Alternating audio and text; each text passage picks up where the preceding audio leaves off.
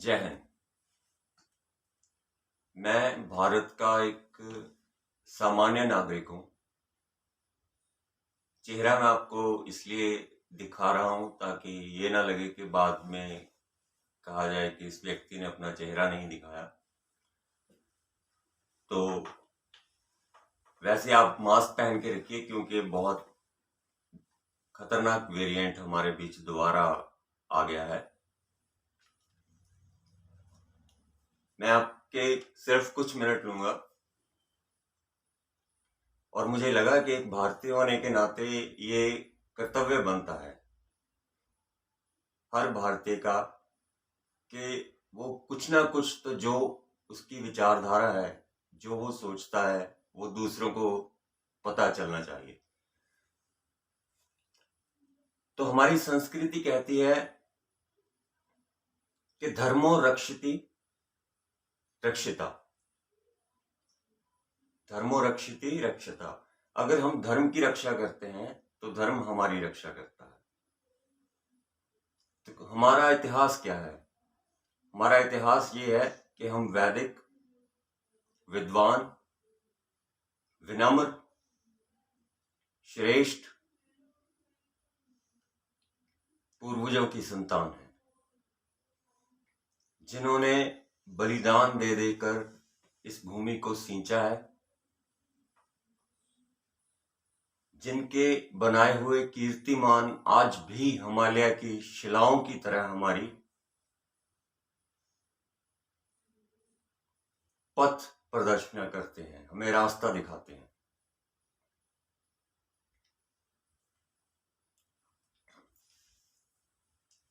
आज के भारत को देखकर मन विचलित भी होता है और कुछ प्रसन्न भी होता है।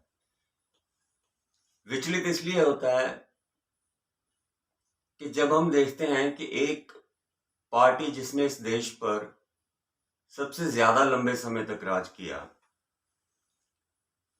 वो और अन्य पार्टियां जो राजनीतिक हैं, वो एक व्यक्ति के विरुद्ध इस सीमा तक जा चुकी हैं कि सभी मूल्यों का हनन कर दिया है। सबसे पहले तो मैं किसी पार्टी से संबंध नहीं रखता हूं, ना ही मैं किसी संगठन का हूं। नाम मेरा लोकप्रिय सहजपाल है। मैं एक शिक्षक हूं, टीचर हूं, और वो भी प्राइवेट कोचिंग देता हूं। आज तक किसी भी सरकारी नीति का लाभ मुझे नहीं हुआ है क्योंकि मैं जनरल कैटेगरी से आता हूं। इसलिए मैंने 46 साल की उम्र हो गई, आज तक कभी मैंने वोट नहीं किया था। पहली बार मैंने वोट किया था 2019 में, क्योंकि मुझे लगा था कि इस देश को एक ऐसा व्यक्ति मिला है जो इसको सही दिशा में ले जा सकता है, जो कर्मठ है, एक कर्मयोगी मिला है जिसके स्वार्थ नहीं है। मैंने आपसे कहा कि अगर हम धर्म की रक्षा करते हैं तो धर्म हमारी रक्षा करता है। तो मेरे कहने का अर्थ किसी हिंदू, मुस्लिम, सिख या ईसाई, बौद्ध, जैन से नहीं था। मेरे कहने का अर्थ है राष्ट्र धर्म। और राष्ट्र धर्म पर अगर कोई व्यक्ति या नेता आज तक चला है तो मैं एक ही व्यक्ति को जानता हूं और आप भी जानते हैं। मैं किसी व्यक्ति विशेष या पार्टी पर कोई टिप्पणी नहीं करना चाहता हूं, परंतु अगर एक व्यक्ति ने एक निर्णय लिया और वो कुछ लोगों की या एक वर्ग की समझ में नहीं आया, तो उस व्यक्ति ने शालीनता से उसे वापस ले लिया, तो उसे ये कहा जाता है कि वो डर गया या झुक गया या पीछे हट गया, या उसे उपलब्धियां बता रही हैं अपनी पार्टी। अरे झुकता वो है जिसमें जान होती है, अकड़ तो मुर्दे की पहचान होती है। झुकने के लिए भी आप में अथाह शक्ति चाहिए। वही व्यक्ति झुक सकता है जिसमें शक्ति हो, जिसमें सामर्थ्य हो। और एक बात, अगर हम पिछले इतिहास की तरफ देखें, इन 60-70 साल का समय जो हमारा एक ही पार्टी के अधीन ज़्यादा समय हमने बिताया है, तो हम उस वक्त खुद को खुशकिस्मत समझते हैं कि हमारी सेना जो है वो हमारी राजनीति से कभी प्रभावित नहीं हुई। इसलिए हम आक्रांताओं से, घुसपैठियों से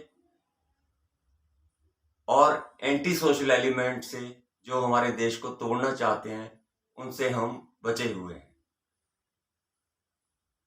तो जिस पार्टी ने इस देश पर सबसे लंबे समय से राज किया है, उसके रक्षा मंत्री का सदन में आप बयान देखेंगे तो आपको पता चल जाएगा कि जिनकी सोच ये है कि इंफ्रास्ट्रक्चर बॉर्डर पर मत बनाओ, दुश्मन उनका प्रयोग कर लेगा। क्या उन्नत सोच है! ये तो हमें बहुत आगे ले जाएगी। और आज अगर एक व्यक्ति उन्हीं तथ्यों को, उन्हीं परंपराओं को, उन्हीं घिसी पिटी बातों को खत्म करके एक नए राष्ट्र का निर्माण करना चाहता है और कर रहा है, और हमें इस बात का गौरव अनुभव करवाता है कि हम भारतीय हैं, तो उसके विरुद्ध उसको खत्म करो। क्यों खत्म करो? क्योंकि इसने तो राजनीति की परिभाषा ही बदल दी। ये व्यक्ति तो लोगों को राजनीति की परिभाषा ही अलग बताता है। ये कहता है कि मैं नेतृत्व नहीं करने आया हूं, मैं बदलाव करने आया हूं, मैं सेवा करने आया हूं। और ये हम जानते हैं कि वो व्यक्ति सत्य बोलता है, क्योंकि वो भ्रष्ट नहीं है। फिर भी उसको हटाओ। उसका हटना बहुत जरूरी है, क्योंकि अगर ये व्यक्ति राजनीति के, देश के श्रेष्ठ पद पर रह गया तो ये तो सभी विपक्षी पार्टियों का भविष्य अंधकार में डाल देगा। क्योंकि लोग जाग जाएंगे, उन्हें पता चल जाएगा कि एक राष्ट्र को कैसे चलाना चाहिए। एक राष्ट्र में ये भी हो सकता है। सभी भारतीय जो इस देश में रहते हैं, उन्होंने ये बहुत बार अनुभव किया होगा कि इस देश में ये भी हो सकता है जो हुआ है। क्योंकि हमें तो आदत है 1962, 84 और 26/11 देखने की। और इस व्यक्ति ने हमें क्या दिखा दिया? इस व्यक्ति ने हमें दिखा दिया बालाकोट, सर्जिकल स्ट्राइक, गलवान घाटी, 35 से, कश्मीर से 370 का हटना, इतने बड़े बदलाव जो कि हमने कभी सोचे नहीं थे कि ये हिंदुस्तान के इतिहास में या हिंदुस्तान के भविष्य में कभी घटित होंगे, लेकिन ये हुए हैं। और दूसरी बात जो सबसे बड़ी है कि पंजाब जो है, वहां के किसान मुआवजे की मांग कर रहे हैं। तो उस पर मैं ये सिर्फ कहना चाहूंगा कि कुर्बानियों का मुआवजा अगर पंजाब मांगने लग गया तो ये देश बिक जाएगा। अपनी कौम को तो देखो, मैं खुद एक पंजाबी हूं।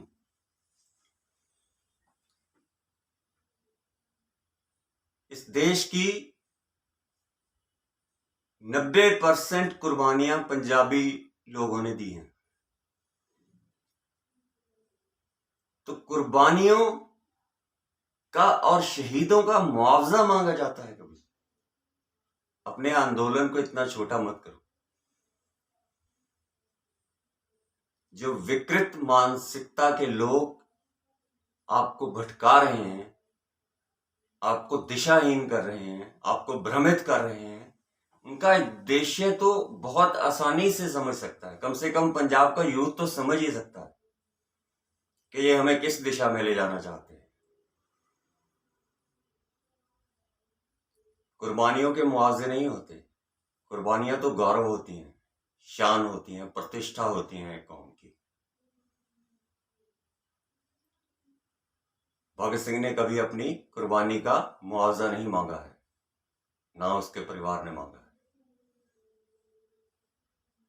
क्योंकि कुर्बानियों और शहीदियों के मुआवजे नहीं हुआ करते, उनका गौरव हुआ करता है। तो हम एक सोच को लेकर बढ़े थे, क्योंकि हम उसे नहीं अपनाना चाहते थे। अच्छी बात है, हम भारत के नागरिक हैं, हमारा हक है।